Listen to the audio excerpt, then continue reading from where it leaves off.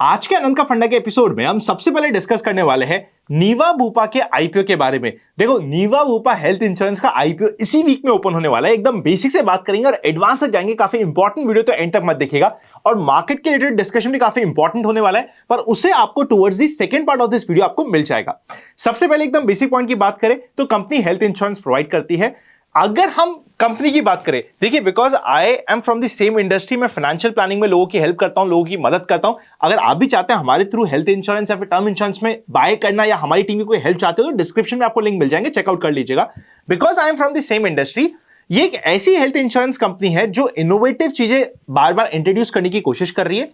अच्छी health insurance company में से एक है। 2008 में इनकॉर्पोरेट हुई थी और आज के दिन एक जॉइंट वेंचर है between Bupa group and Fettle Tone LLP. अगर हम इस कंपनी का फ्रॉम हेल्थ इंश्योरेंस पर्सपेक्टिव बात करें, सबसे मेजर इशू है क्लेम सेटलमेंट रेशियो। आप आगे फाइनेंशियल्स में भी देखोगे। देखिए, फाइनेंशियल्स में इसके फाइनेंशियल्स नेगेटिव क्यों हो रहे हैं, उसका रीजन मैं अभी से आपको समझाने की कोशिश करता हूं। कंपनी का claim settlement ratio compare to its competitor, क्योंकि कॉम्पिटिटर बहुत बड़े बड़े ब्रांड नेम भी है। फॉर एग्जाम्पल एचडीएफसी अर्गो, जहां पे क्लेम सेटलमेंट रेशियो ब्रिलियंट है, तो उनके कंपैरिजन में इसका क्लेम सेटलमेंट रेशियो काफी कम है। तो कंपनी कोशिश कर रही है कि ले यार, हम क्लेम सेटलमेंट रेशियो अच्छा करें अच्छा करें अच्छा करें, पर उसके चक्कर में इनकी प्रॉफिटेबिलिटी इंपैक्ट हो रही है। ये सिर्फ मैंने इंट्रोडक्शन दिया है। आईपीओ के रिलेटेड सारी डिटेल्स अब हम डिस्कस करने की शुरुआत करते हैं।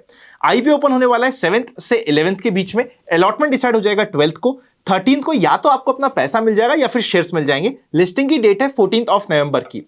आईपीओ का प्राइस बैंड है 70 टू 74 रुपीज के बीच का। रिटेल में हमें obviously cut off price choose करनी होती है और एचएनआई कैटेगरी में 74 के प्राइस को टाइप करना पड़ता है। कंपनी ने अभी रिसेंटली भी अपने कुछ शेयर्स बेचे थे। जब शेयर्स बेचे थे तो वो प्राइस थी 67.15 रुपीज से लेके 85 रुपीज के बीच में। तो जिस प्राइस पे कंपनी ने इंटरनली शेयर बेचे थे, उससे कंपैरेटिवली थोड़ा सा ठीक वैल्यूएशन पे कंपनी आईपीओ लाने की कोशिश कर रही है, या फिर ऑलमोस्ट सेम प्राइस पे लाने की कोशिश कर रही है। इसकी वजह से इस प्राइस को एक बार आप थम्स अप कह सकते हो, बिकॉज इंटरनली भी सेम प्राइस पे इशू हुए थे। आपके वैल्यूएशन महंगा है सस्ता है वो हम आगे डिस्कस करेंगे, पर इन्होंने जो इंटरनली इशू करा था, ऐसा नहीं किया था कि उससे बहुत महंगा यहां पे आईपीओ लाने की कोशिश करी गई है। 2200 करोड़ का टोटल आईपीओ का साइज है। 800 करोड़ है फ्रेश इशू, बैलेंस है ऑफर फॉर सेल। रिटेल में 200 शेयर्स का एक लॉट होगा 14,800 रुपीज का। एचएनआई स्मॉल में 14 लॉट्स मिनिमम हो जाएंगे। एचएनआई बिग कैटेगरी में 68 लॉट्स मिनिमम हो जाएंगे। 75% QIB, 10% retail and 15% HNI quota होने वाला है। अगर हम बात करें फाइनेंशियल्स की, तो फाइनेंशियल्स पे नजर डालिएगा। एसेट्स अच्छे हैं। रेवेन्यू अगर हम 2023 वर्सेस 2024 की बात करें, 44% की ग्रोथ रेट है। ये जो 44% की ग्रोथ रेट मिल रही है ना, इसमें इन्होंने कुछ इनोवेटिव फीचर्स लाए थे अपनी पॉलिसी में। अगर आप 2022 की बात करते तो मैं कहूंगा कि ये पॉलिसी इंडिया में 5th या 6th नंबर पे आती थी, पर ये कुछ इनोवेटिव फीचर लाने के बाद इनकी पॉलिसी मेरी रैंकिंग में भी थर्ड सेकंड कॉम्पिटिटिव प्लेस पे आ गई। फर्स्ट तो नहीं है, पर yes, second third competitive place पे आ गई है। कुछ इनोवेटिव फीचर्स अगर मैं आपको बताने की कोशिश करूं, इनमें आपको कुछ मैटरनिटी क्लेम भी देना स्टार्ट हो गया। जो बोनस मिलता है, अगर आपका इस साल कोई भी सम इंश्योर्ड नहीं क्लेम करते हो, तो पूरा का पूरा आपको बोनस मिल जाता है। और अगर आप यंग हो, एक पर्टिकुलर एज से नीचे हो, तो वो आपको 10x तक मिल जाता है। मतलब 10 साल तक का आप बोनस कैरी फॉरवर्ड कर सकते हो। ऐसे कुछ फीचर है जिसकी वजह से इनकी पॉलिसी मार्केट में बहुत बिकी। पर एट द सेम टाइम अगर हम प्रॉफिटेबिलिटी की बात करें, 2022 अच्छा खासा लॉस, 23-24 में प्रॉफिट, इस साल वापस से लॉस। कंपनी प्रॉफिटेबल नहीं है, अच्छा खासा लॉस कर रही है। 13,380 करोड़ के वैल्यूएशन पे आईपीओ आने की कोशिश हो रही है। इस साल के वैल्यूएशन से कंपेयर करोगे तो ऑब्वियसली कंपनी लॉस में है, तो आपको नेगेटिव ही दिखेगा कि भैया नेगेटिव पी की तो हम क्या ही बात करें, पी नेगेटिव है। अगर हम पिछले साल जो कंपनी का प्रॉफिट हुआ था उसके बेसिस पे भी अपने वैल्यूएशन निकालने की कोशिश करें तो निकल के आता है 642 का। प्रॉफिटेबिलिटी के अगेंस्ट में कंपनी का वैल्यूएशन काफी हाई लग रहा है। 642 का पी अब सस्ता है महंगा है, आप ही मुझे कमेंट में बता सकते हो। कॉम्पिटिटर्स में स्टार हेल्थ पी रेशियो चल रहा है 36 का, आईसीआईसीआई लोम्बार्ड पी रेशियो चल रहा है 45 का, न्यू इंडिया पी रेशियो चल रहा है 35 का। तो टिपिकली इस कंपनी का जो सेगमेंट है, जो इंश्योरेंस सेगमेंट है, इनका वैल्यूएशन रफली 30 से 40 पी के बीच में रेंज करता है। आईसीआईसीआई एक प्रीमियम कमांड कर रहा है क्योंकि उस कंपनी का नाम और ब्रांड वैल्यू की वजह से और चार्ट्स पे थोड़ा सा टेक्निकल्स की वजह से थोड़ा सा प्रीमियम है, वरना ओवरऑल 30 से 35-40 की रेंज में ये पी रेंज करता है। और अगर हम कंपनी की प्रॉफिटेबिलिटी से कंपेयर करें तो ये पी रेशियो काफी हाई हो जाता है, जो निकल के आता है पिछले साल जबकि इनका 80 करोड़ का प्रॉफिट था, उसके बाद भी इनका पी रेशियो निकल के आता है 600 के ऊपर का, जो थोड़ा सा महंगा हो जाता है। ऑब्जेक्ट ऑफ इशू है अपनी कैपिटल बेस को स्ट्रॉन्ग करना, ओएफएस पूरा करना एंड जनरल कॉर्पोरेट पर्पस। आज के दिन जिस समय मैं ये वीडियो बना रहा हूं उस समय अभी तक ग्रे मार्केट में इसके अभी तक प्राइस ओपन नहीं हुए, ग्रे मार्केट में कोई भी काम नहीं हो रहा है। आपको ये आईपीओ कैसा लग रहा है, आपके माइंडसेट क्या हो रहा है, मुझे कमेंट करके बता दीजिएगा। आपको ये आईपीओ अच्छा लग रहा है, नहीं लग रहा? मैं पर्सनली आज के दिन बहुत ज्यादा एक्साइटेड नहीं हूं इस आईपीओ के लिए। एंकर बुक और किस तरीके का सब्सक्रिप्शन आता है, देखो इस आईपीओ का फेट बहुत डिपेंडेंट होने वाला है मार्केट के ऊपर। अगर यूएस इलेक्शन की वजह से यूएस मार्केट में अच्छा होता है और इंडियन मार्केट सपोर्ट करता है और वापस से बाउंस बैक करता है, तो हो सकता है यहां पे भी इवन थोड़ा महंगे वैल्यूएशन पे भी काम होना स्टार्ट हो जाए, हमें कुछ अपॉर्चुनिटी मिल जाए। पर अभी आज के दिन जिस समय मैं ये वीडियो बना रहा हूं, मेरा इस आईपीओ के रिलेटेड एकदम न्यूट्रल ओपिनियन है। ना मैं एक्साइटेड हूं ना मैं सैड हूं, ठीक है आईपीओ आ रहा है देख लेंगे। पर एंकर बुक और किस तरीके से सब्सक्रिप्शन आता है उसकी रिलेटेड अपडेट पे इंपॉर्टेंट रहेगा। अगर आपको रेगुलर अपडेट्स भी चाहिए, कुछ ना कुछ सीखना चाहते हो, तो open for all free Telegram channel है, उसे ज्वाइन कर लीजिएगा। ऑलमोस्ट 2 लाख लोग वहां पे ज्वाइन हो चुके हैं। फ्रॉड चैनल से बच के रहिएगा, ओरिजिनल का लिंक आपको डिस्क्रिप्शन में मिल जाएगा। अब हम चलते हैं कल की मार्केट की एक्सपेक्टेशंस के ऊपर। मार्केट में आज के दिन कल के बॉटम के पास से बहुत प्यारी रिकवरी आई, जो हमने कल के अनंत का फंडा के एपिसोड में डिस्कस भी किया था, स्पेसिफिकली निफ्टी में और बैंक निफ्टी में बात हुई थी कि अगर मार्केट को लीड करना हो तो बैंक निफ्टी लीड करेगा। आई होप वो डिस्कशन आपके लिए इंपॉर्टेंट रहा होगा। एफआईएस ने कल के दिन भी अच्छा खासा 4000 करोड़ का माल बेचा।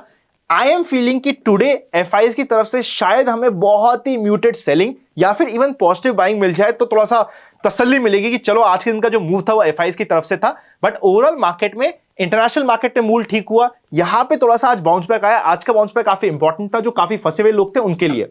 अगर हम यहां पे निफ्टी के चार्ट को देखने की तरफ आ जाए, पुट कॉल रेशियो 0.9 के पास है, कंफर्टेबल है। एफआईएस की सेलिंग इंपॉर्टेंट है, रुकना। और कल के दिन मार्केट काफी इवेंट बेस्ड ऊपर नीचे होगा, तो अब आपके लिए इवेंट के ऊपर रिएक्ट करने की चीजों को सीखना इंपॉर्टेंट होगा।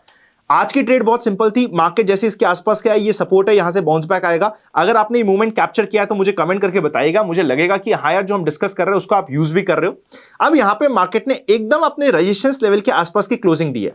यहां पे देखो, अगर मार्केट फ्लैट या हल्का फुल्का गैप डाउन ओपन होता है तो प्राइस एक्शन को देख के काम होगा, तब आपके लिए इमीडिएटली बाइंग की ट्रेड या इमीडिएटली शॉर्टिंग की ट्रेड नहीं बन पाएगी। मार्केट एक रेंज बनाएगा, फिर जिस साइड रेंज तोड़ेगा उस साइड की ट्रेड बनेगी। अगर गैप अप हो जाता है तो वहां पे इंपॉर्टेंट देखना यह होगा कि पहले गैप अप के बाद क्या इमीडिएटली फॉलो थ्रू आ पा रहा है, या फिर गैप अप में एक क्लाइमेक्स टॉप 24,350 के आसपास का बना के यहां से रिवर्सल आ रहा है। दोनों सिचुएशन ओपन रहेगी, आपको प्राइस एक्शन के ऊपर देखना पड़ेगा। देखो अगर फॉलो थ्रू होना हुआ तो कैसा होगा, एक दो कैंडल ऐसी बनी 5-5 मिनट में, फिर एक कैंडल बड़ी सी इसको क्रॉस करते हुए गई, तो ये आपका बेस हो गया और यहां पे आपने लॉन्ग कर दिया। अगर मुझे शॉर्ट करना हुआ तो कैसा होगा, 15 मिनट की कैंडल में आपको एक ऐसा मिलेगा कि मार्केट ऊपर गया, पूरा का पूरा खींच के नीचे आ गया, तो ये आपका स्टॉप हो गया और यहां से आपकी शॉर्ट की अपॉर्चुनिटी हो जाएगी, जो वापस से टुवर्ड्स 24,000 के लेवल पे आप ध्यान दे दोगे। कल के दिन दोनों पॉसिबिलिटी अवेलेबल है। भैया मैं कहता हूं यार, हम इंडिया के इलेक्शन को ज्यादा प्रेडिक्ट नहीं कर पाते, नहीं देख पाते, तो इंस्टेड ऑफ प्रेडिक्टिंग कि भैया यूएस में क्या हो जाएगा, अभी तक ऑल्दो जिस तरीके का आज का मूव आया है, जिस तरीके की वोटिंग आ रही है, जिस तरीके के प्रोडिक्शन आ रहे हैं, उसमें ट्रम्प विनिंग आ रहा है, जिसकी वजह से एक बार मार्केट में इमीडिएटली पॉजिटिव मूव आने की पॉसिबिलिटी है। और जो आज मार्केट का ये मूव आया है, ये वापस से कंटिन्यू रहने की पॉसिबिलिटी है। बट अगेंस्ट सिचुएशन के लिए भी आपको रेडी रहना चाहिए, स्पेसिफिकली इवेंट वाले दिन पे, कि अगर क्लाइमेक्स टॉप बन रहा हो आपको दिख जाए, और फिर क्लाइमेक्स टॉप अगर यहां पे बनाना एक इवेंट पे, तो ये नीचे के जो लेवल्स है ये भी आप कटेंगे, तो इसलिए आपको थोड़ा सा ध्यान रखना चाहिए। इन नॉर्मल स्टैंस यहां पे जो बाउंस आया है, ये एक आध दिन और कंटिन्यू रहने की पॉसिबिलिटी हाई रहती है। बैंक निफ्टी अभी भी इंपॉर्टेंट है, ज्यादा फोकस में है। बैंक निफ्टी भी अपने रेजिस्टेंस के आसपास जाके क्लोज किया है, ऐसी जगह पे क्लोज किया है दोनों मार्केट ने कि ना बीटीएसटी में बाय करते बनता ना सेल करते बनता। अगर बीटीएसटी में होते तो मेरी पर्सनल कहता है कि भैया एक बार छोड़ो, कल की कल देखेंगे मार्केट में। अगर हम अल्ट्रा शॉर्ट टर्म ट्रेडर, 1-2 दिन वाले ट्रेडर है, तो कल की कल देखेंगे। यहां पे अगर फ्लैट और गैप डाउन ओपनिंग हो जाती है तो आपको प्राइस एक्शन पे काम करना पड़ेगा। अगर प्राइस एक्शन के ऊपर 52,400 क्रॉस हो रहा है तो एक फ्रेश बाइंग बनेगी। अगर गैप ओपन हो जाता है तो यहां पे इंपॉर्टेंट सपोर्ट हो जाएगा 52,000 का। अगर गैप ओपनिंग के बाद 52,000 सस्टेन हो जाता है, वापस से फॉलो अप मूव का चांसेस रहता है। रिवर्सल की ट्रेड की कैंडल ऑलमोस्ट ऐसी कुछ बनेगी, आपको 5 मिनट 15 मिनट पे उसके ऊपर फोकस रहेगा कि एक क्लाइमेक्स टॉप सा बनेगा कल के दिन, उसके ऊपर फोकस रहेगा। अगली बार आप घूम के गया तो ये नीचे के लेवल्स जो आज के बने हैं, इनको रीटेस्ट भी नहीं, तोड़ने की भी कोशिश करेगा। जैसे कल के दिन की अगर हम बात करें, निफ्टी ने तो एग्जैक्टली अपने लो को फोकस किया। बैंक निफ्टी ने हल्का सा फ्रेक ब्रेकडाउन सा दिया 150 पॉइंट का, पर वापस से बाउंस बैक आते ही जैसे ही 10 EMA के ऊपर आया, इस ब्रेकडाउन को रिवर्स किया और फिर एक बहुत प्यारा मूव दे दिया। तो कल के दिन थोड़ा सा ध्यान रखिएगा, क्लाइमेक्स टॉप वाली सिचुएशन, फ्लैट गैप डाउन हो जाए तो प्राइस एक्शन के ऊपर, क्योंकि फ्लैट गैप डाउन हो गया तो उसमें भी आप इमीडिएटली शॉर्ट नहीं कर सकते, क्योंकि इमीडिएटली शॉर्ट किया हुआ ऐसा भी हो सकता है कि फ्लैट ओपन होने के बाद, गैप डाउन ओपन होने के बाद एक छोटी सी रेंज बना के वापस से निकलने की कोशिश करें, तो प्राइस एक्शन के ऊपर काम होगा। और मार्केट को क्या चाहिए कल के लिए, आप ये मत समझिए कि कौन आ रहा है, कौन सी पार्टी जीत रही है, उसको छोड़ दीजिए। अगर क्लियर मेजोरिटी मिल रही है तो ये मार्केट के लिए पॉजिटिव है। हो सकता है अगर ट्रंप नहीं जीतता तो एक बार मार्केट दिक्कत में आए, पर मैं अगर एक दो महीने के पर्सपेक्टिव से बात करूं तो प्रोबेबली वो मार्केट के लिए बेटर है कि क्लियर मेजोरिटी आ जाए। पर अगर कंफ्यूजन की सिचुएशन हुई कि भैया ना समझ आ रहा कि ट्रंप जीत रहा है, ना समझ आ रहा कमला जीत रहा है, तो हमारे लिए वो सिचुएशन डिफिकल्ट हो जाएगी। तो वो मार्केट को कंफ्यूजन नहीं पसंद। मार्केट कहता है भैया तुम्हें मरना है ना तो एक बार मर जाओ, ये मत बोलो मैं मर भी सकता हूं, मैं नहीं भी मर सकता, मैं ये भी कर सकता हूं, मैं वो भी कर सकता हूं। तो एक कंफ्यूजन वाली स्टेट मार्केट की खराब होती है। तो इसके ऊपर हमारा कल के दिन मेन ध्यान रहना चाहिए। इवेंट्स बैक टू बैक है, नए हैं, तो मैं वापस कहूंगा देखिए आज के दिन कल जो हमने डिस्कस किया उसके अकॉर्डिंग परफेक्टली बैठा और परफेक्ट ट्रेड भी मिली होगी। आप कमेंट से बता भी सकते हो। इवन आफ्टर दैट इवेंट है, नए हो, काम करना नहीं आता, नए नए सीख रहे हो, या इवेंट पे काम कैसे करते, कैसे आपकी पोजीशन और व्यू इमीडिएटली चेंज करने की जरूरत पड़ती है। अगर दिख रहा है कि हमारे व्यू के अगेंस्ट में जा रहा है तब भी इमीडिएटली टक करके आपको चेंज करना पड़ता है। ये इंपॉर्टेंट डिस्कशन है जो हम आज कर रहे हैं कि भैया मार्केट में हमारा तो डिस्कशन हो गया कि चल फ्लैट ओपन होने के बाद मार्केट रेंज में रहेगा, उसके बाद निकलेगा, पर आपको दिख रहा है कि फ्लैट ओपन होते ही पहली कैंडल का ही फॉलो थ्रू मिल रहा है, तो इमीडिएटली आपको पोजीशन के अकॉर्डिंग एडजस्ट करना नहीं आता है, तो क्वांटिटीज कम कर लीजिए, ट्रेड कीजिए क्योंकि सीखने को मिलेगा बहुत कुछ। क्वांटिटीज कम कर लीजिए, 100 से करते हैं तो 10 पे आ जाइए, 100 से करते हैं तो 25 पे आ जाइए, जितना आप हैंडल कर सकते हो। ठीक है ना, इस चीज को ध्यान रखिएगा। Happy learning and I will see you very soon.